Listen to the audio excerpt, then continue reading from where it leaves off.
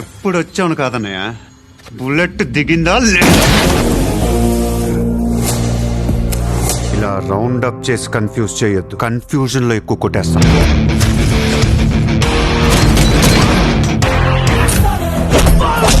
ये मेरा अड्डा है तो हट जा रे साले। అన్ని దానాల కంటే అన్నదానం గొప్పదంటారు. అన్నదానం కంటే ప్రాణదానం గొప్పదంటారు. 1000కి పైగా చిన్నారులకి హార్ట్ ఆపరేషన్ చేయించి గుండెల్లో నిలిచిపోయాడు మన మహేష్.